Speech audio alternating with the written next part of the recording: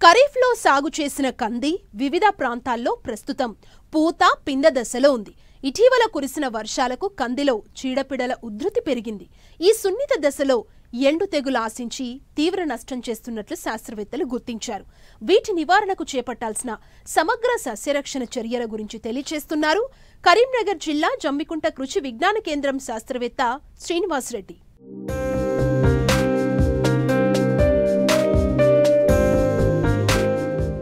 ఖరీఫ్ కంది పంట కాలం రకాన్ని బట్టి 150 నుండి 180 రోజులు. జూలై నుంచి ఆగస్టు వరకు విత్తిన ఈ పంట చాలా ప్రాంతాలలో కాయ తయారయ్యే దశలో ఉంది. డిసెంబరు నెలాఖరు వరకు పూత వృద్ధి చెందే అవకాశం ఉంది. తెలంగాణలో నియంత్రిత సాగు విధానంలో భాగంగా ఈసారి కంది విస్తీర్ణం బాగా పెరిగింది. అయితే ఇటీవల కురిసిన వర్షాల కారణంగా చేలల్లో నీరు నిలిచి చీడపీడలు ఆశించినట్లు శాస్త్రవేత్తలు గుర్తించారు. ఎంతో శ్రమ కోర్చి పంటను ఈ దశకు తీసుకొచ్చిన రైతులకు ఇప్పుడు తెగుళ్లు కంటిమీద కునుకు లేకుండా చేస్తున్నాయి.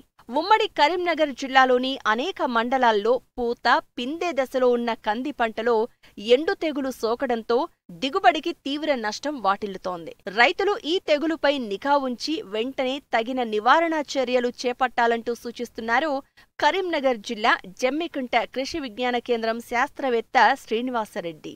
దాదాపుగా చూసినట్లయితే ఈ యొక్క కంది పంట కూడా ప్రధానమైన పంటగా చెప్పుకోవచ్చు. ఈ కంది పంట చూసినట్లయితే గత 10 రోజులుగా కురుస్తున్న వర్షాల వల్ల అక్కడక్కడ మనకు చూసినట్లయితే వడిలిపోయి ఎండిపోయినట్టు కనబడుతూ ఉంటుంది. దీన్ని మనం విల్ట్ ఎండు తెగులు అని చెప్పేసి కూడా మనం గమనించవచ్చును. ఈ యొక్క ఎండు తెగులు నివారణకు గనక చూసినట్లయితే మనం మొదటగా కార్బండిజం బావిస్టిన్ అనే మందును 1 గ్రామ్ లీటర్ నీటికి కలిపి గనక మనము మొదళ్ళ చుట్టూ గనక మనకు కంది యొక్క వేర్లు తడిచే విధంగా చూసి ఆ యొక్క ఎండు తెగులు సోకిన మొక్కలకు అదేవిధంగా వాటి చుట్టుపక్కల మొక్కలకు కూడా మనం పోసుకున్నట్లయితే దాదాపు ఈ యొక్క ఎండు తెగులు రాకుండా మనం కాపాడుకోవచ్చును. అదేవిధంగా బ్లైటాక్స్ అదేవిధంగా కాపరాక్సిక్లోరైడ్ అనే మందును కూడా మనము 3 గ్రాముల లీటర్ నీటికి కలిపి కనుక ఈ యొక్క ఎండు తెగులు సోకిన మొక్కలకు వేర్లు తడిచే విధంగా పోసినట్లయితే ఈ యొక్క ఎండు తెగులు రాకుండా మనము కంది పంటను కాపాడుకోవచ్చును.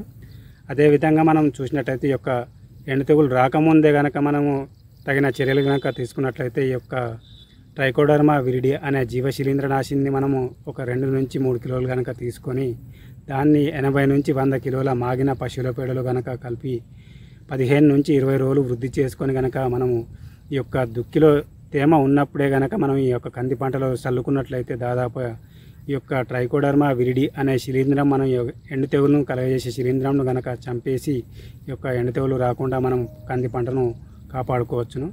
అదేవిధంగా అక్కడక్కడ చూసినట్లయితే ఈ యొక్క కంది పంటలో ఇంకా అంతరకృషి చేయకుండా ఉన్నట్లయితే దాదాపుగా వాటిలలో ఈ యొక్క గడ్డి వల్ల మనకు అక్కడక్కడ చిత్తపురుగులు కూడా ఎక్కువగా పెరిగే అవకాశం ఉన్నందున ఈ యొక్క చిత్తపురుగుల నివారణకు మనము ఈ యొక్క వేప నూనెను 5 ml లీటర్ నీటికి కలిపి దీంతో పాటుగా ఎస్ఫేట్ అనే మందును 1.5 గ్రాము కానీ లేదంటే క్లోరోఫైరిఫాస్ అనే మందును 2.5 ml లీటర్ నీటికి కలిపి కనుక పిచికారీ చేసుకున్నట్లయితే ఈ యొక్క చిత్తపురుగులను కూడా మనము నివారణ చేసుకోవచ్చు.